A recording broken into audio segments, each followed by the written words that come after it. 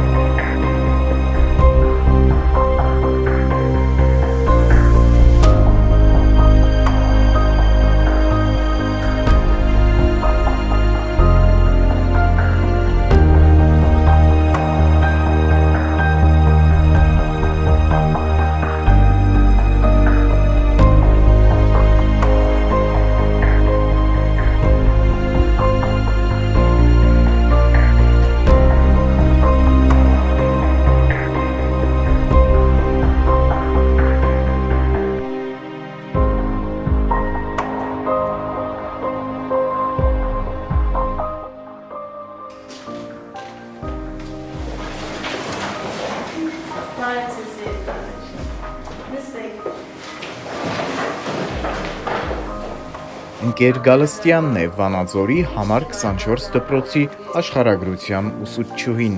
Համարյա 30 տարի հարազատ կրթօջախում է, 100 չէ, հազարավոր աշակերտների է ընդունել ճանապարհել, թեև ու թիկունք եղել շատերի ապագայի ու կյանքի գաղափարներին։ Աշխարհագրությունն ընտրեց, որովհետև դեռ փոքրուց մայրն այդպես էր կանխատեսել։ Աղջկա ուղին բնագիտական ոլորտն է, այդպես էլ եղավ։ Ավարտեցի Վանաձորի պետական մանկավարժական համալսարանը եւ վերադարձա հարազատ կրթօջախ։ Աշխարհագրության նկատմամբ սերը մանկավարժի կայացման հարցում մեծ դեր ունի նաեւ մեր դպրոցի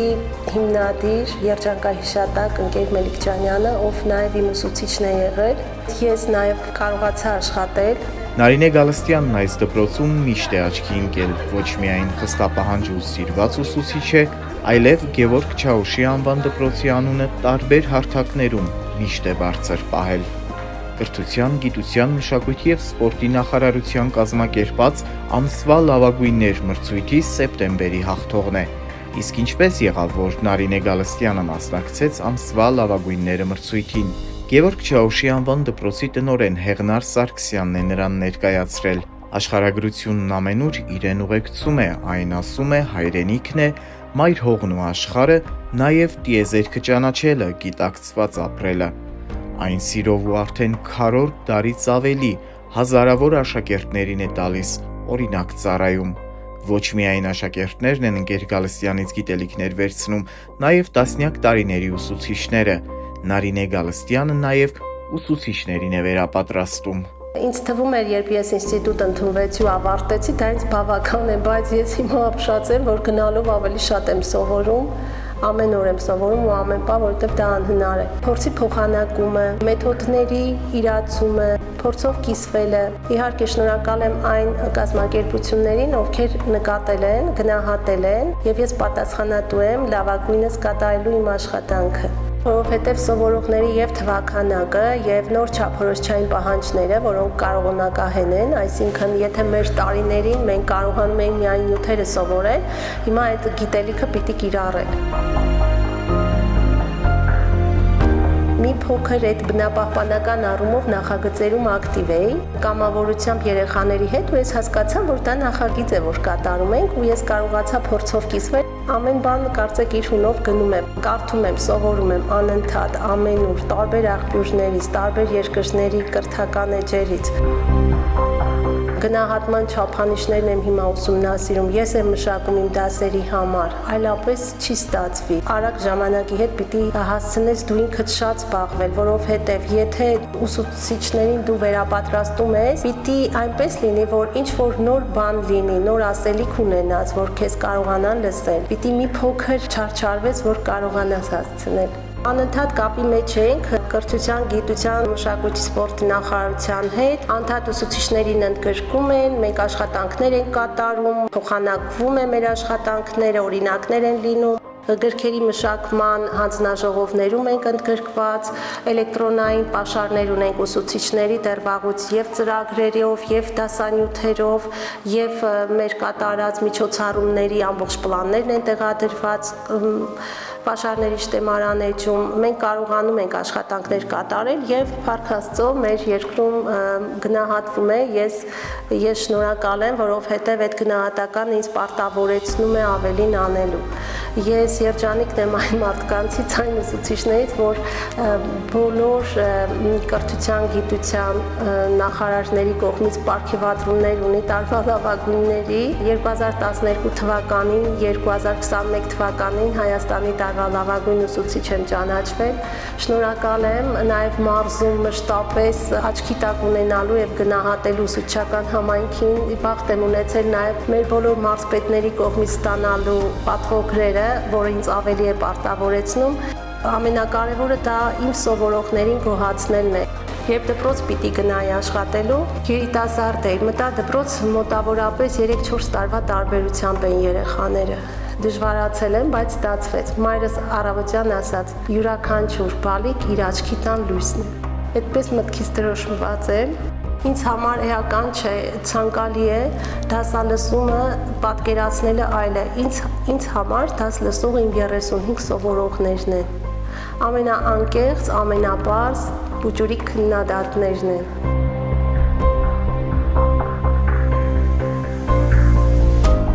Ընկեր Գալստյանի աշակերտներն ուղղակի սիրահարվել են աշխարհագրությանը։ Ցածր դասարաններում, որտեղ աշխարհագրության կամ բնագիտության առաջին դասերն էին սկսվում, շատերն արդեն ընտրեցին իրենց կյանքի մասնագիտությունը։ Վարակիչ սերն ընկեր Գալստյանից էր փոխանցվել։ Հարությունն արդեն ուսանող է։ Կգուշակեք, թե ինչու է ընտրել զբոսաշրջության ոլորտը, որովհետև մի գեղեցիկ օր նրանց դասարան մտավ ընկեր Գալստյանն ու ճակատագրական եղավ։ Նրա շնորհիվ աշակերտներն աշխարհը ճանաչեցին ու սիրահարվեցին մայր մոլորակին։ Իմ կարծիքով բառերը, այսպես ասած, չեն հերիքի, ոչ որ մեկ բառ վերցնեմ, որ բնութագրեմ ընկեր Գալստյանին ու իր մարդ-տեսակը։ Իմ դասարանի աշակերտները սեր ունեին աշխարհագրության նկատմամբ ու դա էր հիմք հանդիսացավ նաև նրան, որ իմ մեջ արթնանա էկո մտածողությունը, այսինքն ես դարձա տարիների հետո էկո անձնավորություն, զբաղվում եմ բնապահպանությամբ, իսկ բնապահպան եմ համարում ու այդ բնության նկատմամբ սերը համադրելով այն նրա հետ, որ ես սիրում եմ շփվել մարդկանց հետ, ընտրեցի զբոսաշրջությունը ու իմ ընդունելության ժամանակ է միշտ ընկեր Գալստյանն ինձ խրախուսում էր, որի մոտ կստացվի, ես ընդունվելու եմ ու ամեն ինչ լավ է լինելու ու շնորհիվ իմ աշխատասիրության, ընկեր Գալստյանի տված գիտելիքների, բարի խորհուրդների ես հիմա գտնում եմ այնտեղ, որտեղ կամ ներկայումս։ Աշակերտները խոստովանում են, փորձում են նմանվել ընկեր Գալստյանին, որովհետև նա իր յուրաքանչյուր հաջողությանն ու դեպի վերելք ամեն քայլին հասել է իր աշխատասիրության ու չարչարանքի շնորհիվ։ Իրենք էլ պետք է այդպես անեն, այդպես ապրեն, որ օրինակ ու լավ մասնագետ դառնան։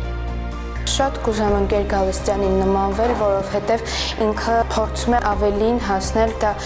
շատ գովելի է եւ ընկեր Գալստյանը շատ բարձունքների է հասնում իր աշխատասիրության շնորհիվ։ Ընկեր Գալստյանը յուրահատուկ մարդ է, ես դեռ չեմ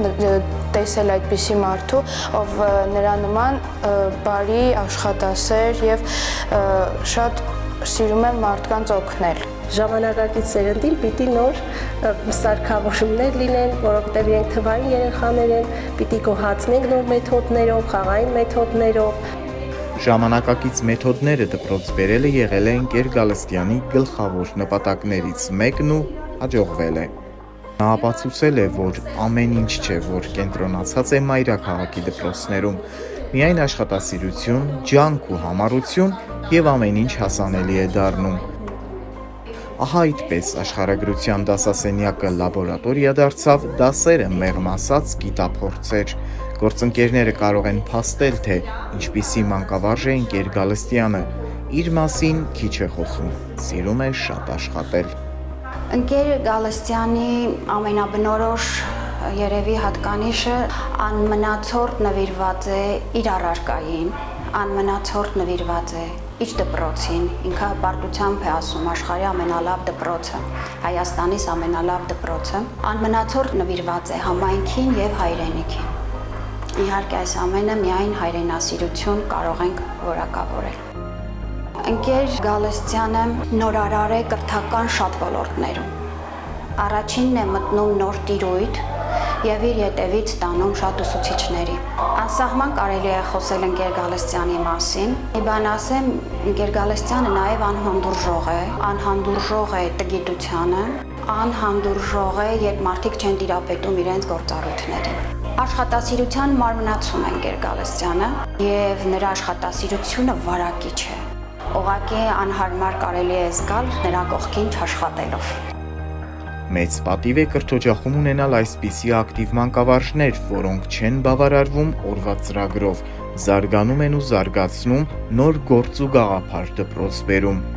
Հոկտեմբեր, նոյեմբեր եկավ դեկտեմբեր։ Դեկտեմբերի 22-ը կոչվում է ձմեռային արևադարձի օր, չունենք։ Անընդհատ վերապատրաստումները, փորձի փոխանակումը գործընկերների հետ միշտ նոր պտուղներ են տալիս։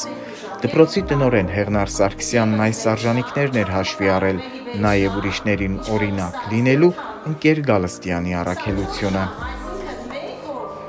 Շնորհակալ եմ նաև մարդկանց, ովքեր մշտապես գնահատում են եւ կարողանում են նաև դպրոցը ընդգրկել համապետական մրցույթների։ Անցյալ տարի մենք կարողացանք կրթության նախարարության եւ իրավական կրթության եւ զարգացման ՈՒԱԿ-ի կողմից միջև համաձայնագիր կար եւ նախագիծ իրականացվեց։ Հայաստանում 9 դպրոց էին ընտրել, յուրաքանչյուր դպրոց 3 ուսուցիչ պիտի ներկայացներ 50 սովորողով։ Այն երջանիկներից էինք, որ մեր դպրոցը միակն էր, որ եւ 3 ուսուցիչները եւ 50 սովորողները հաղթանակած դուրս եկան եւ մեզ պարգեւատրեցին Մատենադարանում։ Նաեւ կարողանում ենք ակտիվ լինել ոչ միայն Հայաստանում նախագծերով, այլ նաեւ եվրոպական ծրագրերում։ Շատ հետաքրքիր է տարբեր երկրների ուսուցիչների կարծիքը մեր սովորողների հետ։ Երբեմն նրանց աշխատանքները տեղադրելով նրանք զարմանում են, թե տարիքում ոնց կարող են հայ երեխաները այդպիսի մտածելակերպ ունենալ։ Ու ես ամեն ինչ անում եմ, որ իմ հայ երեխաները Երևան բոլոր հարթակներում եւ մոտավորապես եվրոպական որակի 6 հավաստագիր ունենք շահած։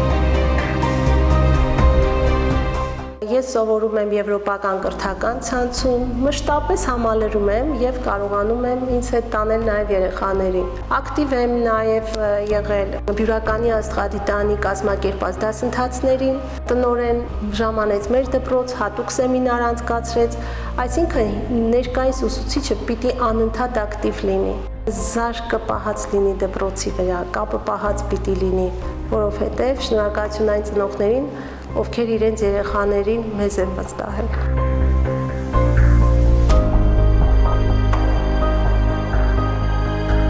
Նրա աշակերտներից շատերն արդեն դասախոսներ են Հայաստանի առաջատար բուհերում։ Հետաքրքիր զուգադիպությամբ այս դպրոցից բազմաթիվ աշակերտներ միաժամանակ ընտրում են ընկեր Գալստյանի մասնագիտությունն ու բուհ գնում։ Շատերն են ուսումնական ձեռնարկ դարձնում նրա գիտական հոդվածները։ Ամենաերանելի պահն ասում է դասասենյակի դուռը բացելն ու աշակերտների ջերմ ու իրեն սպասող աչքերը տեսնելն է։ Ինչպես անտեսել այս ամենն ու չսիրել, չնվիրվել դպրոցին ու աշակերտին։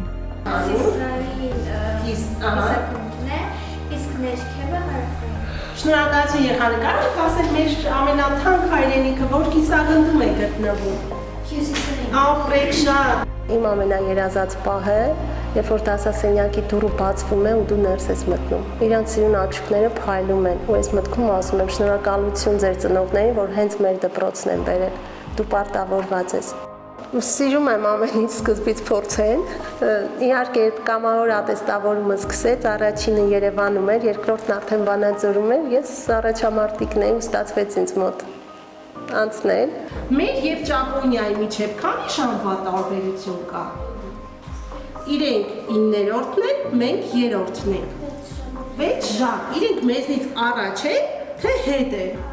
Ապրեք շատ։ Հետաքրքիրն այն էր, որ տարակարգի ձեռքբերման համար երջանք չեմ խնայել։ Տարակարգը Նորու մարզում առաջինն էի, որ 3-րդ տարակարգ ստացա, 4-րդը դեռ չկար։ 8 կետ էր ու 8 կետից 6-ը ապահովեցինք։ Հիմա բավականին մատչելի է, հաղթահարել այդ ամենը։ Երջանկությունն այն է, ինչուն եմ նշում է Նարինե Գալստյանն ու մեկ առ մեկ թվարկում իրեն երջանիկ դարձնող հանգամանքները։ Հարուստ է, որովհետև 3 տասնամյակ հազարավոր աշակերտների է աշխարհին ծանոթացրել, մեծ ու պիտանի գործեր անել սովորեցրել։ Երջանիկ եմ նրա համար, որ հենց այս դպրոցում եմ, երջանիկ եմ նրա համար, որ լավ գործընկերներ ունեմ։ Կարծեք այստեղ մի մեղվի փեթակ լինի, Վանաձորի 24 միջնակարգ դպրոցը միշտ էլ բեմերից հնչվել է, որտեղ միշտ հաղթանակած են եղել եւ ուսուցիչները, եւ սովորողները։ Երջանիկ եմ, որ լավ փոխտնօրեններ են եղել, որոնք իմ մարդու ձևավորման գործում մեծ դեր են ունեցել։ Երջանիկ եմ, որ լավ տնօրեններ եմ ունեցել։ Երջանիկ եմ նրա համար, որ այսօր այն գնահատականին եմ արժանացել, որ ընկեր Սարգսյանը կարողացել է ներկայացնել։ Երջանիկ եմ, որովհետև այո, եւ շենքը, եւ երեխաները, եւ գործընկերները, եւ իմ քաղաքը ես ինձ երջանիկ եմ զգում։